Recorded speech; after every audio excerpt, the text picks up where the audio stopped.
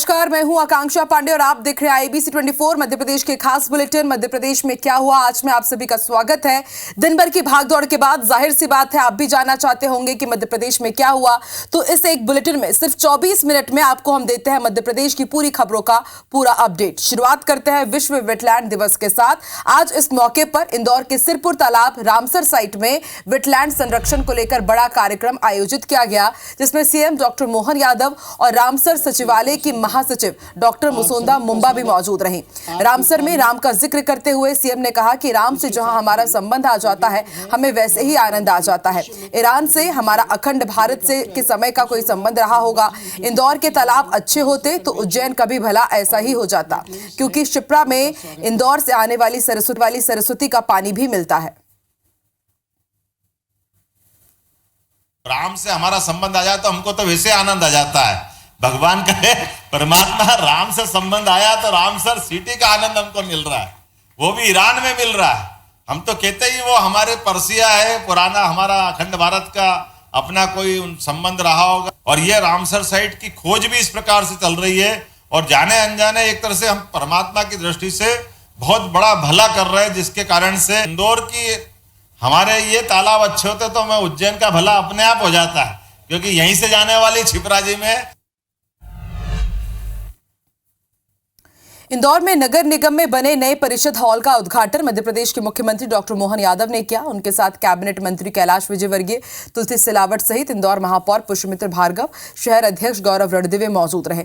इस दौरान कैबिनेट मंत्री कैलाश विजयवर्गीय ने कहा कि जितना सुंदर ये परिषद हॉल बना है, उतनी सुंदर चर्चा यहाँ पर होनी चाहिए। विजयवर्गीय ने कहा कि इतना सुंदर भवन देखकर लग रहा है कि वापस विधायक से पार्षद बन जाना चाहिए। मुख्यमंत्री डॉक्टर मोहन यादव ने कहा कि इस भवन का नाम अटल जी के नाम पर रखा है, जो कि विश्व पटल के नेता थे। सुंदर भवन आपको मिला है। इस सुंदर भवन के माध्यम से सुंदर शहर को बनाने के प्रस्ताव पास हो, ये मैं अपेक्षा करूंगा। इंदौर और उज्जैन में अंतर भी नहीं, और परमात्मा की कृपा से इंदौर और भाग्यशाली है, दोनों ज्योतिर्लिंग के बीच में है। ये देवी अहिल्या की नगरी, एक तरफ बाबा महाकाल आशीर्वाद दे रहे हैं, दूसरी तरफ मंगलेश्वर अपना दुनिया के लिए अपनी विशेष आभा लिए हम सबको आशीर्वाद प्रदान करते हैं। अंतरिम बजट में इस साल इंदौर से जुड़े रेल प्रोजेक्ट्स को 2640 करोड़ रुपए की राशि मिली है, जो अब तक की सर्वाधिक राशि है। इंदौर बुधनी जबलपुर प्रोजेक्ट को सबसे ज्यादा 1080 करोड़ रुपए स्वीकृत किए गए हैं, जबकि इंदौर उज्जैन डबलिंग के बीच काम के लिए 50 करोड़ रुपए मिले हैं। वहीं इंदौर खंडवा लाइन को 910 करोड़ रुपए और इंदौर दाहोद को 600 करोड़ का बजट मिला है। वहीं इंदौर मनमाड़ लाइन को टोकन स्वरूप 1000 रुपए मिले हैं, और क्योंकि अभी इसका अंतिम सर्वे नहीं हो पाया है, ऐसे में प्रोजेक्ट शीट से गायब ना हो, इसलिए उसे जीवित रखने के लिए 1000 का बजट पास किया गया है। पीआरओ खेमराज मीना ने कहा कि लगातार तीसरा साल है जब सरकार ने इंदौर से जुड़े रेल प्रोजेक्ट्स को अच्छा पैसा दिया है। हर साल बजट बढ़कर ही आया है। इसका सीधा मतलब है कि इंदौर आने वाले समय में रेलवे का हब बनने वाला है। था इसमें इंदौर दाहोद की बात की जाए तो इसमें 600 करोड़ का बजट मिला है। इसके अलावा महू जो खंडवा लाइन गेज कन्वर्जन है, इसको तकरीबन 910 करोड़ का मिला है। और जो इंदौर जबलपुर है उसको 1080 जो करोड़ का बजट मिला है। तो इसको कुल मिला के बात की जाए तो बहुत हेल्दी बजट है। इंदौर की बात की जाए तकरीबन 2500 करोड़ का बजट मिला है। देवास के सोनकच्छ में तहसीलदार अंजलि गुप्ता का मामला अभी शांत भी नहीं हुआ है कि अब एक और नया मामला सामने आया है। अब जबलपुर के तहसीलदार कल्याण सिंह का वीडियो सामने आ गया है। वीडियो में तहसीलदार गरीबों से बहस करते नजर आ रहे हैं। इतना ही नहीं, वो गरीब आदिवासी के राशन कार्ड संबंधी काम के लिए सीधे सीधे मना करते नजर आ रहे हैं। ऐसे में शेहपुरा तहसीलदार के कार्य करने के तरीके पर भी सवाल उठ रहे हैं। दरअसल ग्राम खैरी के करीब 12 परिवार शेहपुरा तहसील कार्यालय में अपने राशन कार्ड के लिए तहसीलदार कल्याण सिंह से साइन कराने पहुंचे, जहां तहसीलदार ने उनकी बात को सुनना भी जरूरी नहीं समझा और दो टूक शब्दों में कह दिया कि काम नहीं करूंगा, साइन भी नहीं करूंगा। जबकि गरीब आदिवासी परिवार का कहना है कि वो लंबे समय से तहसील कार्यालय के चक्कर काट रहे हैं। हालांकि वीडियो वायरल होने के बाद कलेक्टर दीपक सक्सेना ने इस मामले को संज्ञान में लिया है। तो कार्य तो आप करेंगे ना? नहीं, हम नहीं कर रहे, काय नहीं करेंगे, नहीं करेंगे, काय नहीं करेंगे। 12 बजे से बैठे सर। ठीक बैठे हो, हमें इसके जवाबदार नहीं है। क्यों बैठे हो? क्यों नहीं हो आप जवाबदार? हम कोई जवाबदार नहीं। क्यों? सर हमारे 3 दिन हुआ है। अपने ही माता पिता को बंधक बनाकर करोड़ों रुपए ऐंठने वाली कलयुगी बेटी निधि सक्सेना को पुलिस ने गिरफ्तार कर लिया है। इसकी गिरफ्तारी पुलिस ने उत्तर प्रदेश के लखनऊ से की है। मामला उजागर होने के बाद ये 7 महीने से फरार चल रही थी। पुलिस इसकी काफी दिनों से तलाश कर रही थी। पूरा मामला अरेरा कॉलोनी का है। साथ ही आरोपी अल्ताफ अभी भी फरार है, जिसकी तलाश पुलिस कर रही है। दरअसल पुलिस को सूचना मिली थी कि हबीबगंज थाना क्षेत्र के अरेरा कॉलोनी की रहने वाली निधि अपने माता पिता को उनके ही घर में बंधक बनाकर रखती है। पुलिस तुरंत मौके पर पहुंची तो कई सारे चौंकाने वाले खुलासे हुए। कलयुगी बेटी अपने माता पिता को और मानसिक रूप से विक्षिप्त भाई को न केवल बांध कर रखी थी, बल्कि उनकी बेरहमी से पिटाई भी करती थी।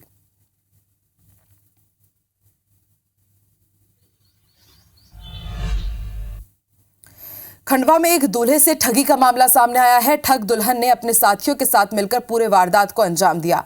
लुटेरी दुल्हन गैंग ने उज्जैन के एक युवक को शादी के लिए पहले कोर्ट बुलाया, फिर सराफा बाजार में खरीदारी करने की बात कहकर युवक से 50,000 रुपए ले लिए। इसके बाद मौका पाते ही लुटेरी दुल्हन बहाना बनाकर वहां से रफू चक्कर हो गई और पैसे भी ले गई। काफी देर तक युवक ने अपनी दुल्हन और उसके रिश्तेदारों को ढूंढा, लेकिन जब वो नहीं मिले तब उसे धोखाधड़ी का एहसास हुआ। युवक अपने परिजनों के साथ कोतवाली थाने शिकायत के लिए पहुंचा। पुलिस ने मामले की जांच शुरू कर दी है।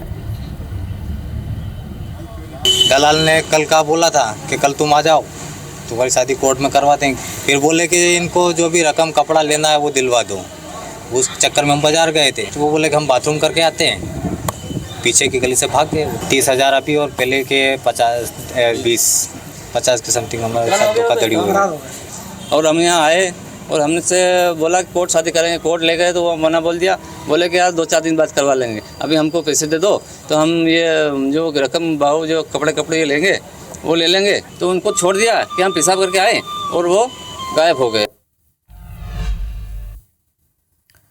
ग्वालियर के भंवरपुरा थाना क्षेत्र इलाके में कट्टे की नोक पर नाबालिग आदिवासी लड़की के साथ गैंगरेप के मामले में शुक्रवार को एक और कामयाबी हाथ लगी है। पुलिस ने इस मामले में तीसरे आरोपी को मुरैना से गिरफ्तार किया है।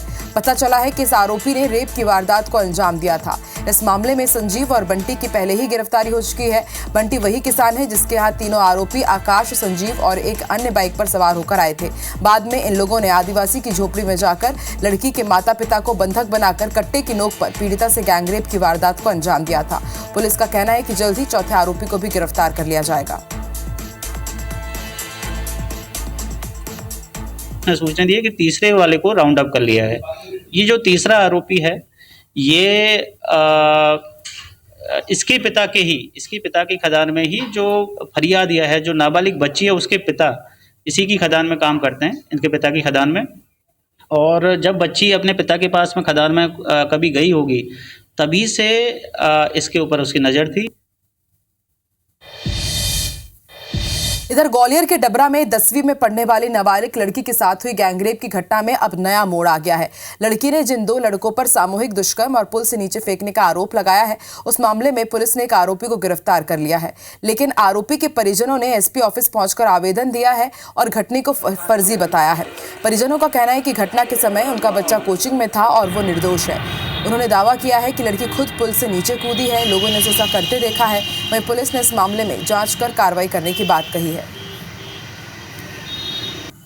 इन्होंने मेरे साथ में गैंगरेप किया है और उसके बाद मेरे को उठाकर पुलिस से फेंक दी, जबकि वो असत्य है। हमारा बच्चा निर्दोष है, क्योंकि बच्चा 12th में तो टीचर के यहाँ ट्यूशन के लिए गया था, उसका टेस्ट का पेपर था, तो 8 से 10 में मास्टर के यहाँ रहा। वो उसके साथ ही से 40 वो भी कह रहे हैं कि हमारे यहाँ निर्दोष बच्चा 10 बजे तक रहा है। उसी पीरियड में वो लड़की गिरी है, तो साहब बच्चा निर्दोष है।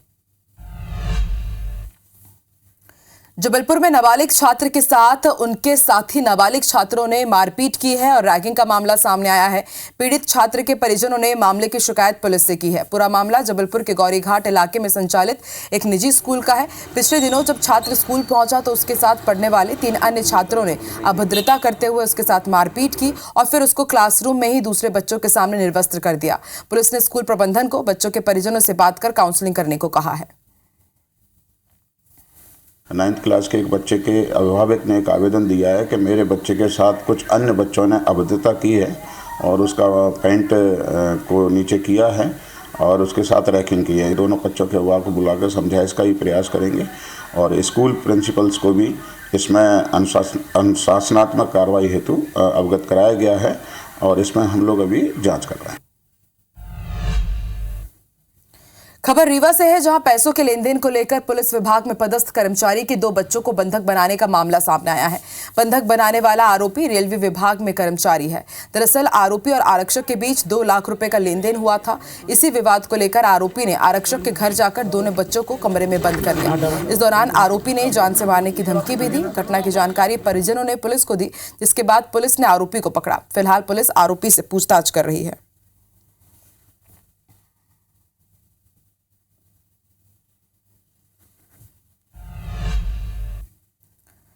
जबलपुर में हवाला कारोबार में शामिल एक आरोपी को 43 लाख रुपए के साथ गिरफ्तार किया गया है। बेलबाग थाना पुलिस ने मुखबिर की सूचना पर गलगला चौराहे पर जब चेकिंग अभियान चलाया तो सड़क किनारे खड़े आरोपी के बैग से 43 लाख रुपए कैश बरामद हुए। आरोपी का नाम पीयूष पटेल है, जो गुजरात का रहने वाला है। गढ़ा थाना क्षेत्र में किराए के मकान में रहता है, जिसका कोई पुख्ता रोजगार नहीं है।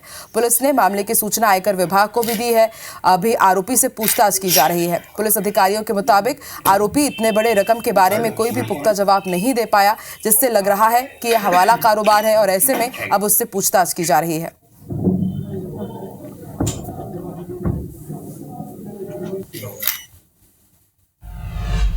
भोपाल में डिलीवरी बॉय के साथ पुलिसकर्मी ने मारपीट की है। पुलिसकर्मी ने महिला साथी के साथ मिलकर डिलीवरी बॉय को पीटा है।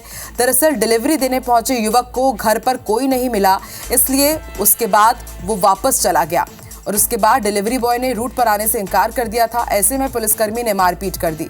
मारपीट का सीसीटीवी फुटेज सामने आया है। अयोध्या नगर थाना क्षेत्र का ये मामला है। तो तस्वीरें आपकी टीवी स्क्रीन पर है। आप देख सकते हैं कि किस तरह से डिलीवरी बॉय को वापस रूट पर न जाना महंगा पड़ा है। पुलिसकर्मी ने महिला साथी के साथ मिलकर डिलीवरी बॉय के साथ काफी मारपीट की है और ये पूरी वारदात सीसीटीवी में कैद हो गई।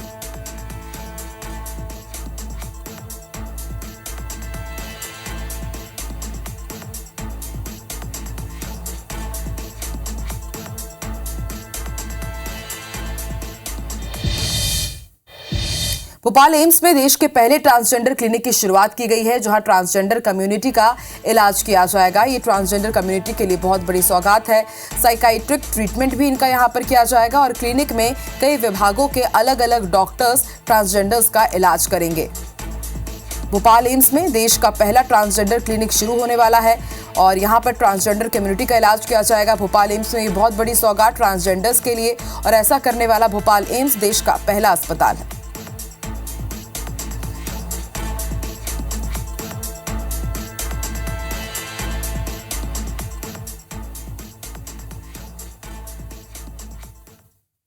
इंदौर को भिखारी मुक्त शहर बनाने के लिए रोड मैप तैयार किया जा रहा है। ऑपरेशन स्माइल के तहत दूसरा चरण शुरू किया जाएगा। नगर निगम, ट्रैफिक पुलिस, जिला प्रशासन, एनजीओ अभियान चलाएंगे। पूरे अभियान के लिए स्मार्ट सिटी सीईओ को नोडल अधिकारी बनाया गया है ताकि इंदौर भिखारी मुक्त शहर बन सके।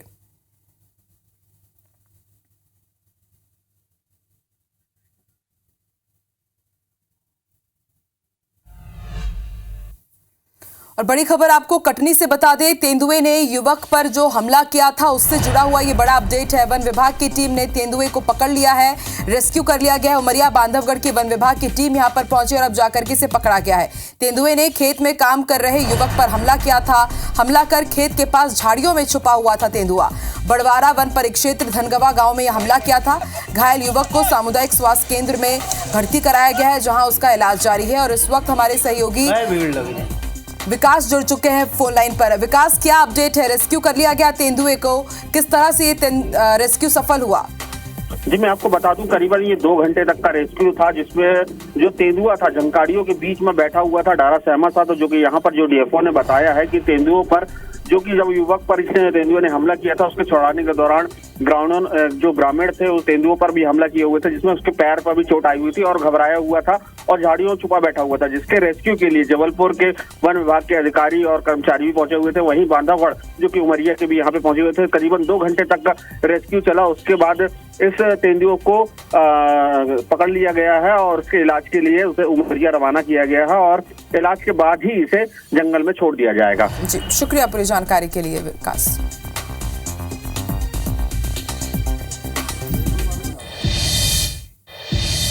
अगली बड़ी खबर का रुख करेंगे जबलपुर से, जहां एम्बुलेंस में आग लग गई है। सरकारी अस्पताल में बड़ा हादसा टल गया। अस्पताल में ही एम्बुलेंस खड़ी थी, उस दौरान ये एम्बुलेंस आग की चपेट में आई। घटना के समय एम्बुलेंस खाली थी। सूचना पर दमकल टीम मौके पर पहुंची है। मनमोहन नगर सरकारी अस्पताल की ये घटना है। तो तस्वीरें आपकी टीवी स्क्रीन पर द बर्निंग एम्बुलेंस आप देख रहे हैं। आप देखिए धुएं का गुबार और आग की लपटें यहाँ पर आप देख सकते हैं। सबसे अच्छी बात ये रही, गनीमत ये रही कि जब एम्बुलेंस में आग लगी उस वक्त एम्बुलेंस में कोई भी नहीं था। सूचना पर दमकल टीम मौके पर पहुंची और फिर आग पर काबू पाया गया, लेकिन तब तक काफी देर हो चुकी थी। पूरी एम्बुलेंस जलकर खाक हो गई है। मनमोहन नगर सरकारी अस्पताल की ये घटना है।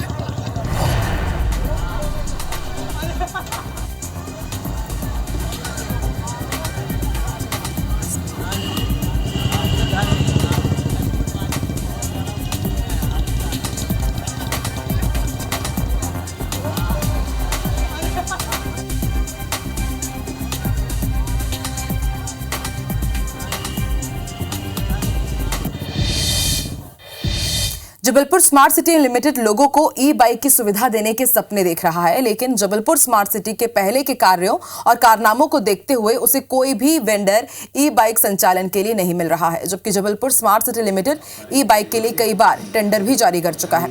यही वजह है कि जबलपुर में ई बाइक चलाने की योजना कागजों तक ही सीमित रह गई है।